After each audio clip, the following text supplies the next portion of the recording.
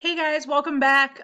Super excited that you got to see that super exciting video yesterday. I hope you liked it. If you have not watched that video yet, please do go back to yesterday's lesson and complete that. And then also a quick reminder, I still have a lot of people that haven't done Friday's quiz, so make sure you go on, do the Kahoot review, and take that quick 15-point quiz for me, please.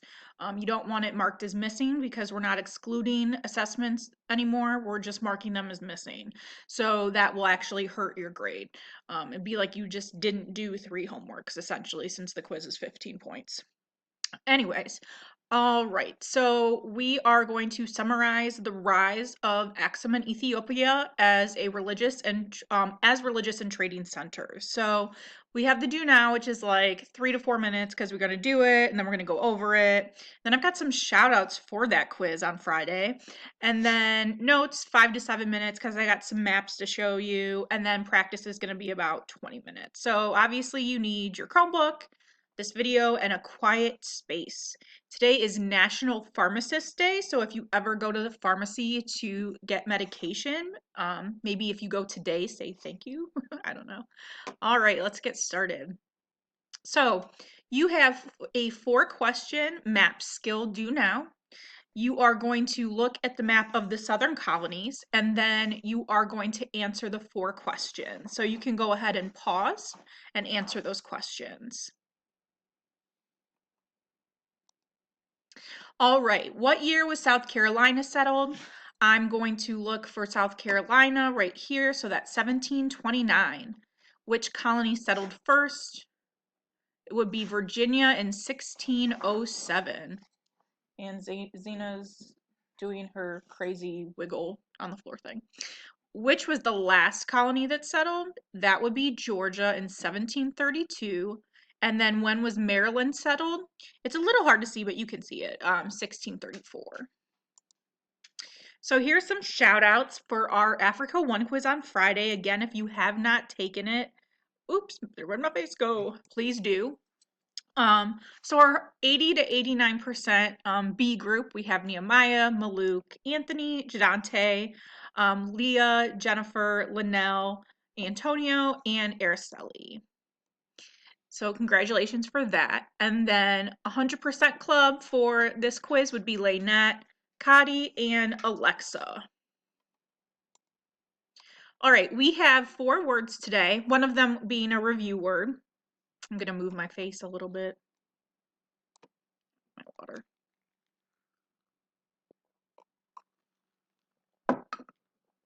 All right, so we have Estelle, and that's a grand stone pillar honoring Axum's rulers that lie above their tombs. And I'll get more in depth with that in a second, but I just want to get through these words.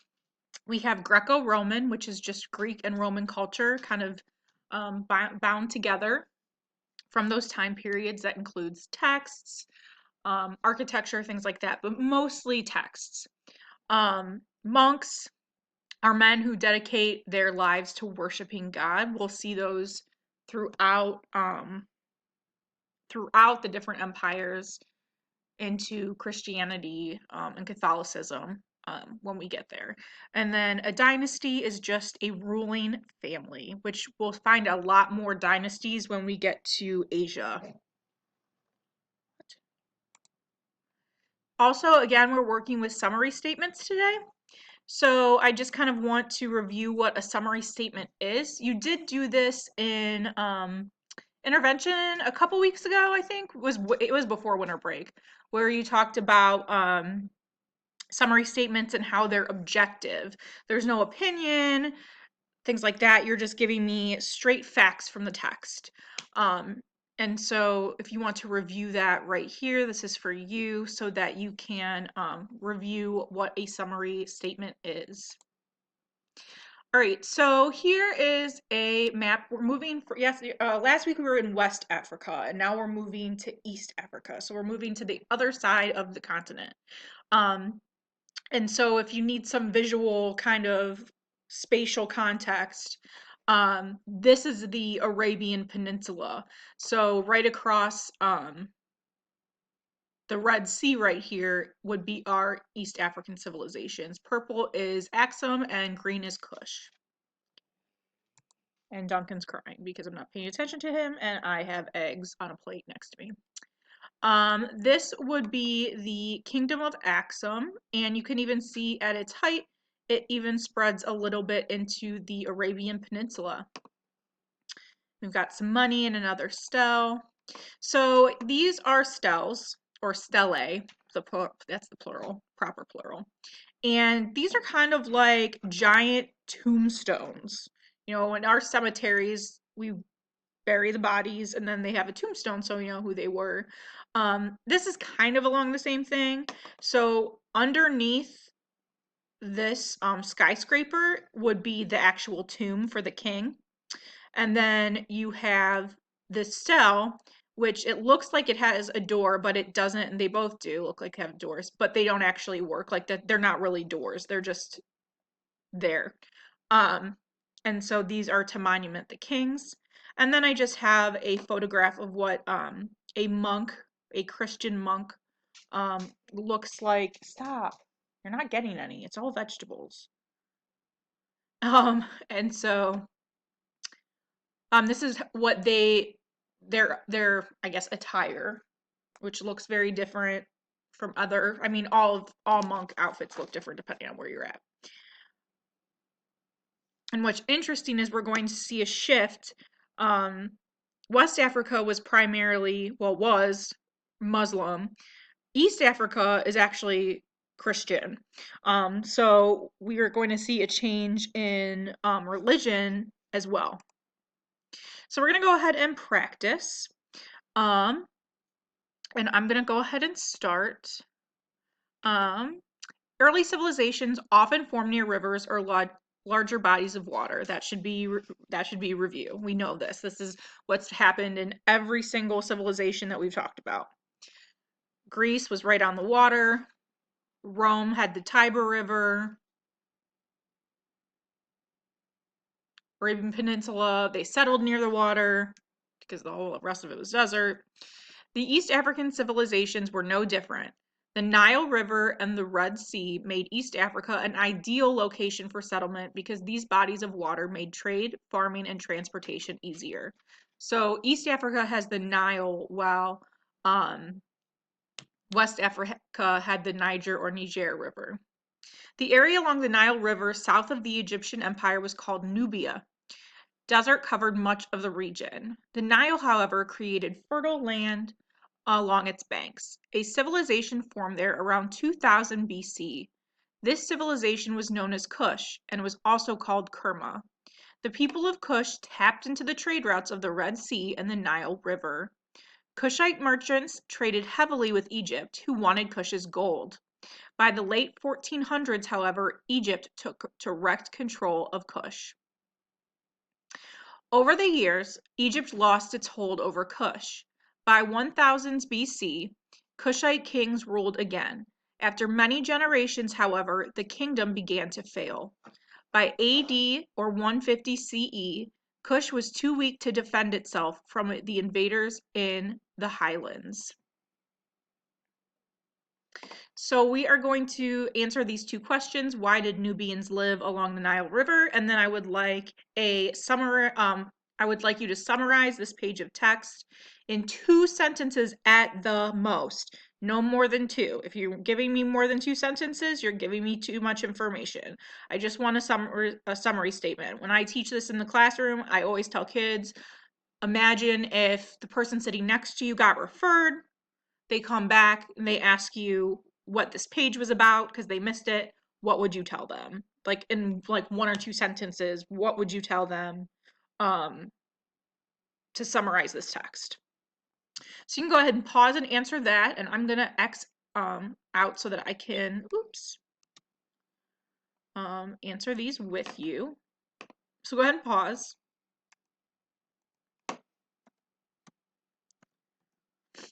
All right, so we have, why did Nubians live along the Nile River? Why would people settle along a river? Thinking about the details from the text in that second paragraph, it's actually answered in like the first couple sentences. So thinking about why did Nubians live along the Nile River, tap into your previous civilizations. This is again very similar. So I'm going to say my complete sentences. Oops. Nubians lived along the Nile because the land was fertile and they were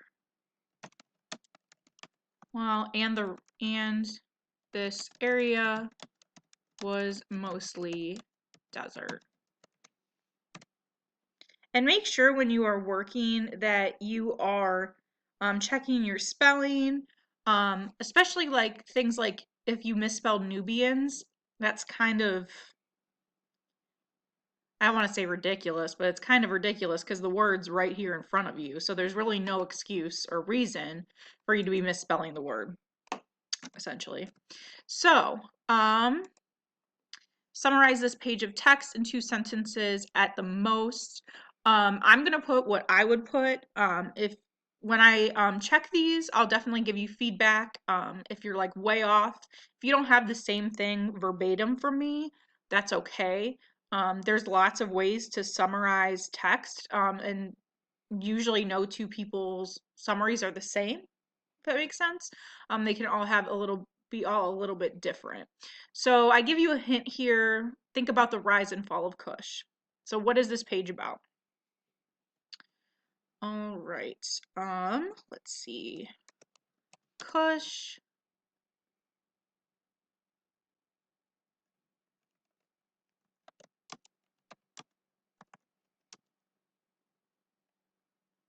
Grew through trade, but unfortunately were taken over by the Egyptians. Oops. Whoa. Egyptians.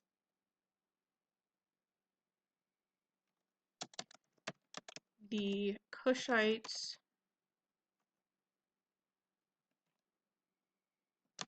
recovered and regained their land. So there. So if I was in a staff meeting and the teachers were expected to read this, and Miss Dawson was sitting next to me and she had to step out and go to the restroom or something, and she comes back and she says, "Hey King, like what's this page about?" And I can just say, Kush grew through trade, they were taken over by the Egyptians, but they got the land back. That's all it is. We don't need a ton of super details. Or so you would get that into that more if I was maybe asking you for a larger like paragraph with supporting details. All right. So for the rest of your lesson, you are going to read about Axum. Let me move my face because of this beautiful stele. And just some more larger thinking questions. So why would these rulers build these huge monuments? Why was the city of Adulis important? Then you're going to read about Christianity in East Africa. And then you will be practicing summarization at the bottom in question number 8. Summarize the rise of Christianity in East Africa. So how did Christianity become such a big thing in East Africa? Again, no more than 2 sentences. And then when you are done, make sure you submit. I want you to read this checklist, which we'll go over in a second, to make sure you meet the criteria for full points on your work, and don't forget to fill in the attendance form. So our checklist, and these are things I'm looking for, and will take points off if these are not done. So in your answers, and these are just major things that are basic skills for completing sentences, that there is no reason in 7th grade why we shouldn't be doing this. You're on the computer, but you're not texting me. you need to use proper grammar and you need to use proper punctuation. So these are all things that you will get half a point off if you do not do this. Did you restate the question? Did you begin your question with a capital letter? And did you end with a period? And if the question is why was the city of Adelaide so important? Do not say because da da da da. You first off you need to restate. Second, if you start with because, it's a fragment. Unless you're saying because of da da da, comma, da da da da. I don't know sorry if you can hear Xena playing. But these are expectations that are across the board and should be practiced in every classroom. Every class you have, these are basic writing skills that you are expected to meet. And so with that, I will let you go. And again, if you did not take the quiz on Friday, please do so. And if you did not watch the video yesterday and answer the questions in the Google Doc, please do so. And with that, I will see you all tomorrow. Bye, guys.